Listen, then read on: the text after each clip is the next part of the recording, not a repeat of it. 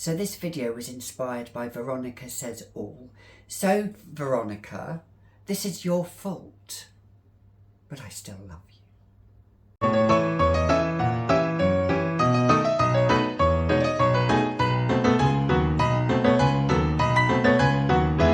Hi, I'm Gabby and welcome back to another edition of The Fragrantician, where here on this channel we talk about nothing but fragrances. So if that is your bread and butter and you like a modern twist on a vintage flair, or is it the other way round, then stay tuned. So these are fragrances. I pick a few of some that I wore in the month of May. They are fragrances, they are perfumes that I loved, I enjoyed, because I only wear fragrances that I really enjoy and love. Sometimes I love more than others, but I have 1, 2, 3, 4, 5, 6, 7. I could have had 5. So the first one is a no-brainer. It's Fleurs d'Oranger by Serge Lutens, and the reason why it's a no-brainer because it's my #1 signature orange blossom with a little bit of cumin to give it that little bit of a kick, that little bit of sass. It's what I call orange blossom with sass, taken with a little bit of a, a kick. It's for the person that wants to kick ass, literally, and it does. It really is one of those fragrances. It has a little bit of rose, a little bit of tuberose, a little bit of citrusy notes as it comes out, but it's predominantly orange blossom, and the cumin is there, but it's not front and center. It's at the sides waving away. The next one is Still by Veronica Lopez.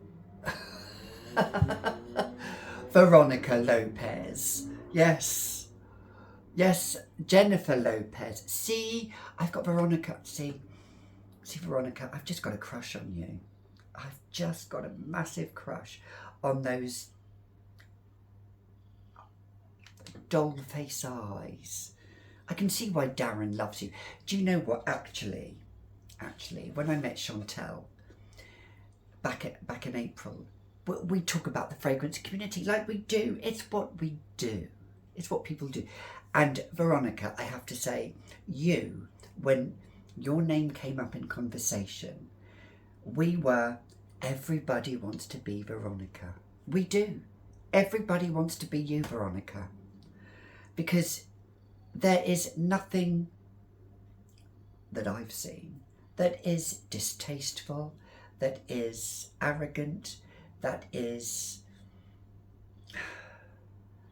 She just comes across, Veronica, go check out Veronica. She is just the most down-to-earth, likeable people.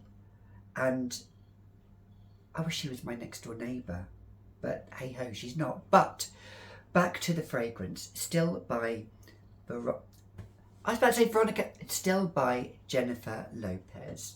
Yes, it is airy, it's fresh, it is slightly, to my nose, a little bit ozonic, but it's not. It's floral, it's fruity, it's sweet, not too sweet, gentle on the skin, gentle breeze, gentle sillage. You do have to overspray this, but I don't care. It gets about 5 hours longevity, and I love it, and I've had compliments from it. Some people don't like it, but I do. Still by Jennifer Lopez. I wear this as well at night time when I go to bed as well, and it keeps me calm, comfort, and still. The next one is so retro that I wore in May, and that is White Shoulders. I want to say Head and Shoulders, but that's a shampoo. But this is, oh, where's the hole? Right. This I only wore at home in the daytime, on days off from work. I wouldn't dare wear this to work, actually. It's bombastic. It was made just after the war. Well, this bottle wasn't, but that's when it came out. So it's 1950s. 50s and 60s, everybody was wearing this. Nobody has really talked about it. It is vintage style. Some people would recoil in horror at this fragrance. It has a slight animalic facet to it, but I don't think there is any animalic notes. But the florals are so scritchy, and it's like Camay soap. It is, it really is. It's one of those fragrances, and I freaking love it. But I just wouldn't wear it to work. I would not be that bombastic. I think it is one of those fragrances that is a guilty pleasure that I will only wear at home, bothering my husband with it. Speaking of husbands, let's go to Dior Homme Intense, which I wore, which I did wear to work, and I think it's beautiful. It is iris, lavender, ambrette to give it the musky feel, and it is bloomin' lovely. And this is from 2011. I've had this bottle since when I was working at John Lewis many years ago, and I nicked it from my husband, and he's not missed it, and I love it. And there's still quite a lot left because you don't need a lot. This has insane longevity on this, and it is bloomin' beautiful. And the iris in this is not makeup powdery. It's aromatic. And you have to like, I think, lavender. Yeah, the lavender is pronounced. But if you don't like lavender, you'll hate it. Well, the Dior Homme Intense, this 2011 version. But if you like that musky feel with iris, it's really, dare I say, maybe more of an autumn-winter fragrance. And as you know, I'm not a seasonal fragrance wearer. I will wear what I want when I want. Well, I say that the previous fragrance I would not wear to work. There are some exceptions to the rule, but 99% of the time I will not stick to the rules. So yes, Dior Homme Intense, not just for the men, it's for the ladies, it's for everybody. Beautiful. Now the next one is so polar opposite of that. It's powdery, but it's powdery, sugary, rose and peach. Ghost. My husband loves this when I wore this, and I wore this as a daytime fragrance. In May, I wore it as a nighttime fragrance as well. It's an easy reach fragrance. It's one of those go-tos that you don't have to think about. I need a video about that maybe. But then I'm one of those people that I do think about it. I don't just pick up a fragrance and go. I'm not one of those type of people, no. It has to fit a certain mood and look and feel, but this embodies everything in that. This embodies, can be day to night. And in May I wore the Heba Bejesus out of this, and yeah, I've got another bottle of this because I like it so much. Peachy, rosy, slightly musky, maybe a bit of woodiness in there, but it's like Turkish Delight with a drop of peach juice in it. Now the next one, I have to say that it is nowhere by means the same as the original Euphoria, and that is Deep Euphoria. Although it's deep, don't let that think to yourself, oh my god, that's going to be so heavy. It's not. It's light and airy. At first spray, you think, oh my god, it's got that Euphoria DNA. If you don't like Euphoria, it's got that almost slightly sweet, syrupy, but woodiness about it.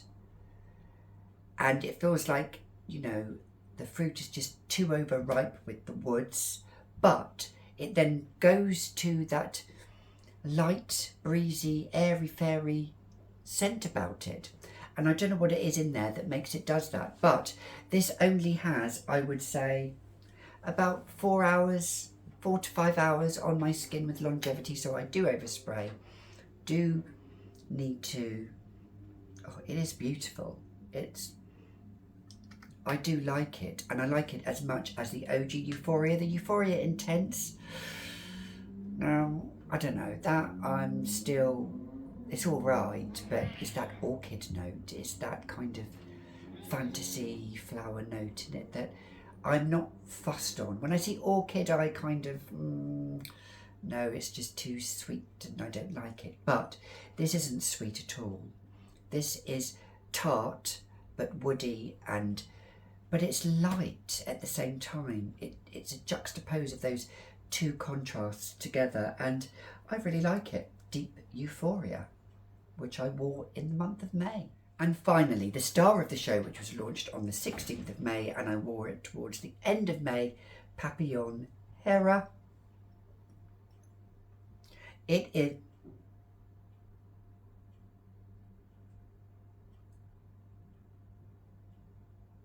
Yes.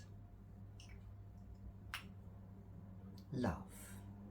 Champagne, effervescent. It makes me feel happy, joyous, beautiful, superwoman, superman, whatever. It makes me feel so pretty, insane longevity, insane sillage. Yes, you probably think, oh my God, she's waxing lyrical about Papillon Hera again. Yes, I am. Yes, Claude, I'll continue to. And I always will, because it's extrait de parfum, I don't need to spray it, and I've used a bit of a dent there already. Oh, yes, I know, it's just the baby that has been born into the Gabster family, and Claude approves, and yeah, there you go. So remember, so those were the fragrances that I wore, just a few that I wore in May. I actually wore, 3 times that amount. However, I only wanted to include a few because I don't like to ramble on too much, although people do say to me they love long videos. God knows why, but hearing me just chatter inane debauchery is just, what can I say? So I will be doing one of these videos each month. So in the beginning of July, I will do a video of what I wore in June. So Veronica, you influenced me a great deal. Although Veronica talks about the best bottle, the winners, the losers, what got the chopping block, those kind of videos. I'm not going to be doing those kind of videos. But I will be doing this kind of video. So if you like that, then stay tuned till the next one. Till the next time, you've been watching another edition of The Fragrantician. Always remember, love is being owned by a fur baby. Do you agree? Bye for now.